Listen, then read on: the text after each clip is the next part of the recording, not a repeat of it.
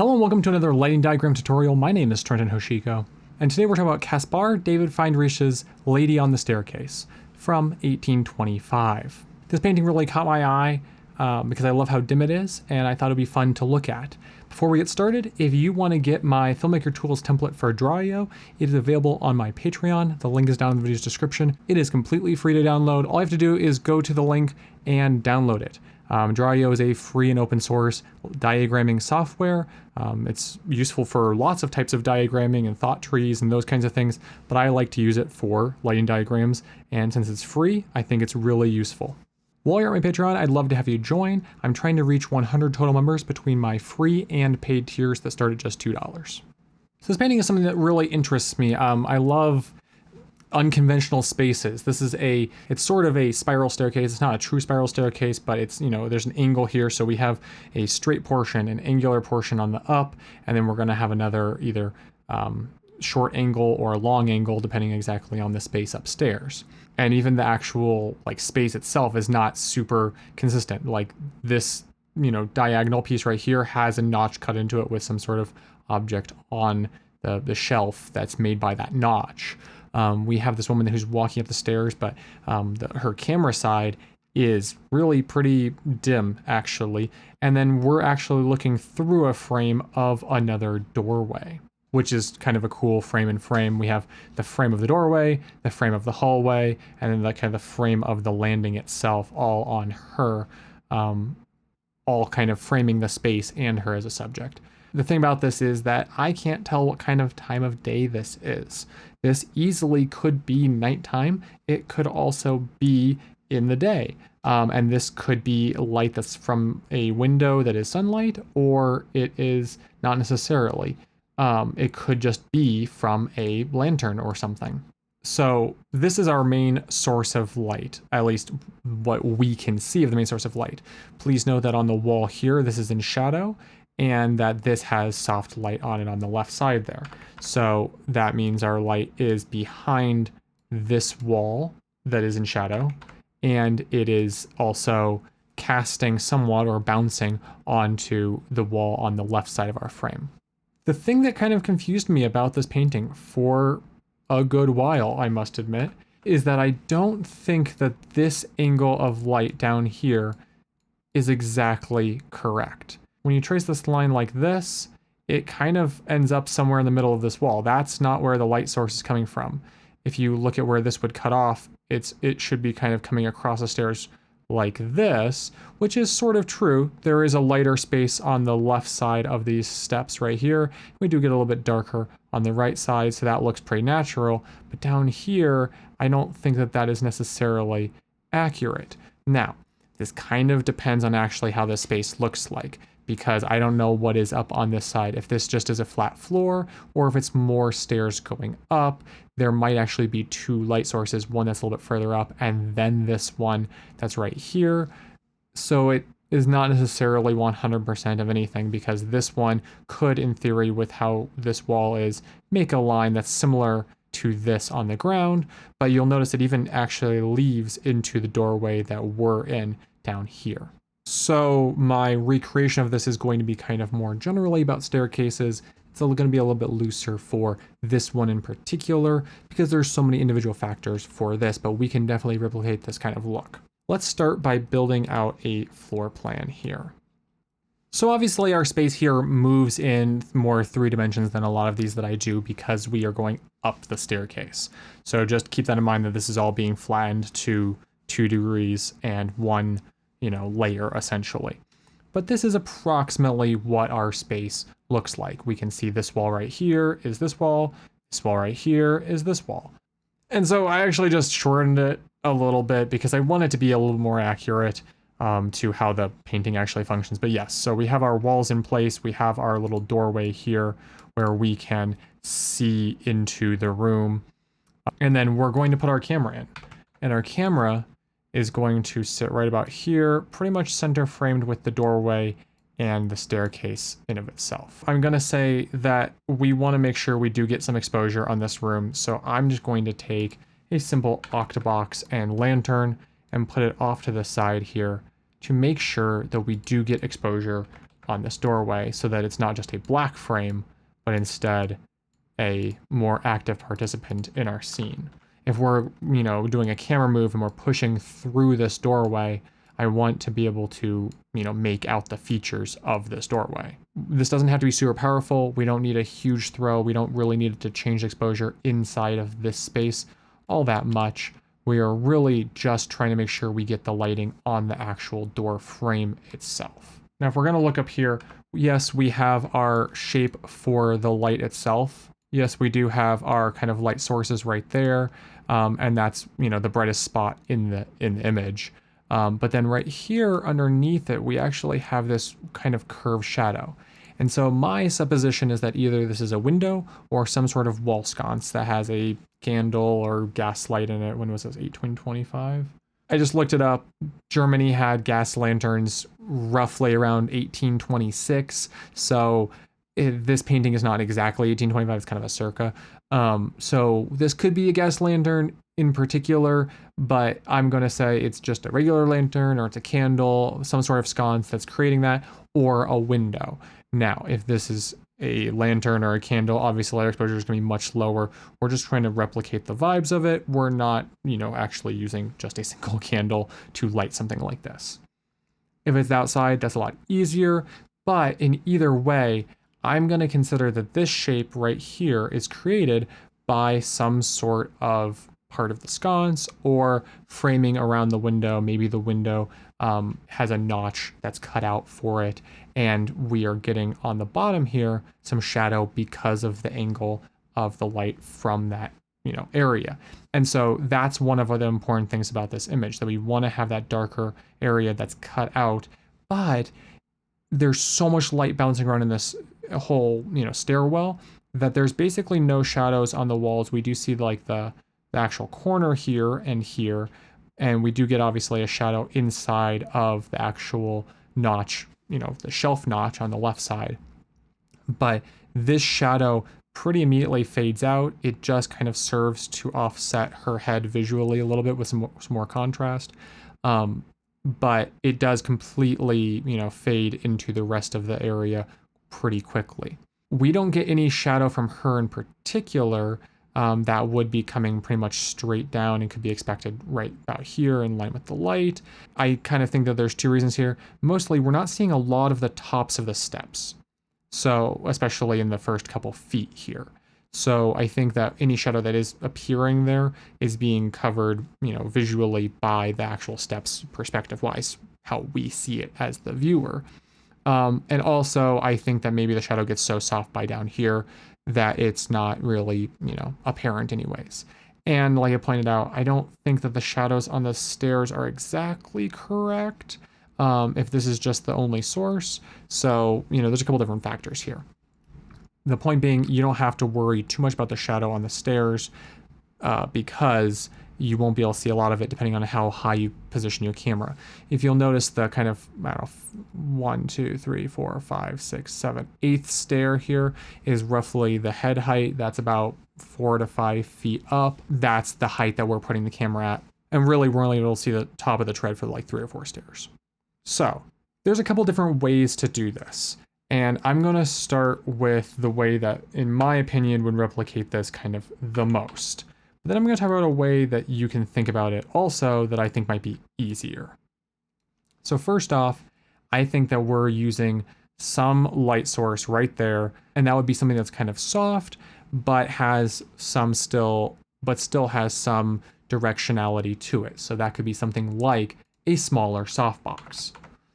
If we wanted to just put this stand right behind this wall, just like this, we could put it like this, and then have that light coming out. We'd have to mount this somehow on the wall. It would probably be easiest if it was like an LED panel with a softbox on it, something of that ilk. But the idea here is to soften this light, make sure it bounces all around in the space. That's really our goal here, is we want to have this angle, we want it to fade out, and we want the entire space to have some illumination, with the brightest point being at the top of the stairwell, and it kind of fading down and getting a little dimmer as we get down to the bottom of the stairs. This also, in theory, depending on the power of your light and the exact positioning, would be able to create a shape on the ground right here. just for visual sake, I'm going to actually change the color of my light paths here just to make it a little bit easier to see. And this should be able to create a bright spot on the wall right here, as it's, the softbox edge is basically touching the wall, while also we can then use something like a flag to help shape the light and create this sort of rounded, sort of angular piece right below it. And this would even still have enough pathway for our actor to move past it as they went up the stairs. You'll notice here that the light it would be being blocked by the wall here, so this is not the exact angle down here. It probably would end up something right here, like you wouldn't have this spot right there.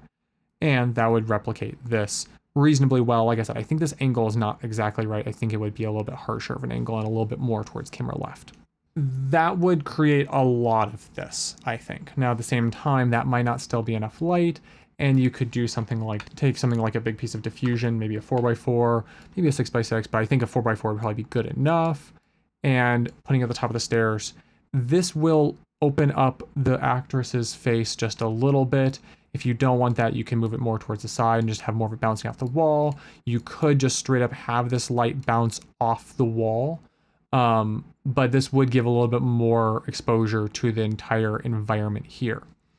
The thing about the softbox also is that it's coming down camera right to left, and we want to make sure that we are pretty top down, because that's how you get this shadow in here in the alcove right there. And that softbox would also help spread our light around. You probably would need a relatively powerful light or to raise your exposure just a little bit. And then I do want to be able to see on this wall. And I do want to be able to have, this lighter tone here. It's just a little bit darker than right here. And that's obviously a little bit darker than right here. And then we have our brightest point. It fades as we go down. And then inside this room, we are getting some exposure, which is coming from here. So this light would probably help illuminate this wall right here just a little bit, and definitely this wall a little bit. We want to keep this light pretty low. Our focus is really getting it just right here and right here on the doorway. But if we needed more light, we could put a space light above the bottom of the stairs somewhere around here, and that would help bring up the overall exposure in the space. And like I said, this could be a softbox, but it could also be an LED panel that has some sort of diffusion material on it. That probably spacing wise would be the easiest to manage.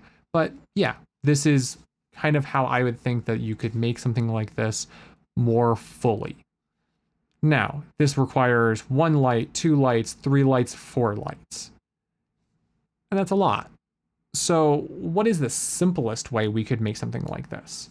And I would say that that would be taking our light to the top of the stairs, and we use something like a GVM P80S or, various aperture lights. And we take this lamp, we put it there, and we bounce it off the wall. I would probably use a Fresnel. And we get it right at the top of the stairs. And with that Fresnel helping focus the light, we bounce it off the wall here, and that creates a light path kind of like this. One aspect of both of these is that I am not looking in particular to have her front be really exposed. I do want this little tiny hair light right there. You can kind of see it. And she has a little bit of an edge light on her face. Something like this should have the light bounce off, but maybe not fill in her face too much. This one will have more fill to her face than this one would. You can control that amount of fill by using the diffusion up here with the lamp or not, depending on your exposure needs. I want her to be kind of, underexposed by a stop or two. Not quite silhouetted. We still obviously see her apron, but her apron right here is a lot darker than on her front. And here, this LED light should be giving us enough top-down light to get the top of her head there. So that kind of the simplest way to do it is bounce the light like this, and then otherwise we're going to use our octabox down here. If you still needed more light, you could once again use a space light here. I think that this would be the budget option, and you would maybe be able to contend with it being a little bit darker on these walls. If you wanted this to be a little bit less harsh up here, instead of the Fresnel, you could use some diffusion material of some sort really close to the lamp. to still bounce it off the walls, but have it be starting out softer and then almost double diffused by the actual bouncing nature of this. So either one of these could work here. It just really depends on how hard you want this light to be. You would probably need to do some flagging here in either case to help control how much of this light could end up on her face. The setup on the right here, the cheaper setup, is much more as if this shape on the wall was created by light from a window in the upstairs passing, from the window into this staircase. The one on the left here is much more that there is a source that is in the staircase that is creating that light, and we're getting the shape of, a sconce or something like that here, and the source is a lot closer. And so you kind of have two different options here.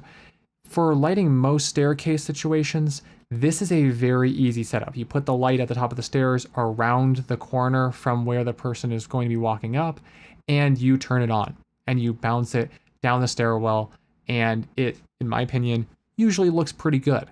Do be careful with, the trip hazard of obviously having equipment near stairs. Definitely use your sandbags. Definitely make sure that there are clear walkways through the area to make sure nobody gets hurt. But this is a really simple way to do this. This way is a little bit more motivated by if there's a sconce or a window source that is actually within the stairwell. The one on the right here will definitely have a little bit less of the impression on the floor here of the shadow from the wall. Just because the light has to travel so much further. And this one, you might need a more powerful lamp unless you can handle a darker exposure overall. This one, you definitely have more control between having the space light and the diffusion on the top with the lamp and the LED as your main key for the whole scene. This one has more control. It also has 4 lights. This one has 2. If you had 3 lights, I would probably use a space light in some form here. Towards the bottom of the stairs, but you don't necessarily need it depending on exactly how your scene works. I think that this kind of look is something that would be really effective for like a horror film. We're in this kind of voyeuristic position through the doorway looking at these stairs. We're watching the person go up the stairs. There's a source of light at the top. We don't know what it is. If it's a horror film, it might be moonlight coming through a window. It could be that one sconce. It could be the flickering light in the attic, something of that sort. Or this is the morning and everybody's getting ready in your period piece and the maid is going upstairs to, bring breakfast to somebody or something like that. And it's warm and this glow of the yellow is actually, warm sunlight bouncing off these yellow wallpapered walls. Obviously that scene you might want to try to have a little bit more exposure for. We want to not have these shadows be as harsh, and we want that light to be warmer. There's a million ways with all of these for how you can tune it for your story, but these are the kinds of ways that I would think that you could light this to get something of this effect for a stairwell type scene. And so that wraps us up. Thank you so much for watching. If you like this kind of video, please give it a like down below. That really helps me reach new viewers who also like lighting diagrams. You can also subscribe for upcoming videos about tools and techniques for cinematography, lighting, and micro-budget filmmaking in general. I have a lot more lighting diagrams that I am working on. I have some really cool regular cinematography videos. I have some good equipment review videos and some DIY cinematography gear videos as well, all coming up soon. Like I said at the beginning, if you do want to get my Filmmaker Tools template that you can see at the top of the screen there, that is for free, completely, no strings attached, available on my Patreon. You don't even have to join to do it, although I'd love to have you. That link is down in the video's description. Drawio is free, and I just want to help people out with planning out their shoots and being able to have more communication tools for their teams when making short films, indie films, client projects, and even photo projects. This week, remember that you are somebody who is really important to this world. I really appreciate you watching, and I'm sure lots of other people appreciate you in their life. Take care of yourselves, take care of people around you, and I hope you have a wonderful week ahead of you. Peace.